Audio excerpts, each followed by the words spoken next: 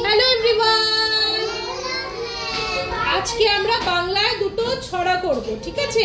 প্রথমটা শুরু করব ওখানে কেড়ে, ঠিক আছে? চলো আমরা অ্যাকশন দিয়ে শুরু করি। ওখানে কেড়ে আমি খোকা, মাথায় কিরে আমের ঝাঁকা, খাসনি কেন দাঁতে পোকা, বিলসনি কেন ওরে বাবা। এবার চলো আমরা আরেকটা ছড়া শিখি, ওটার নাম হচ্ছে তাঁতির বাড়ি, ঠিক আছে? তাঁতির বাড়ি।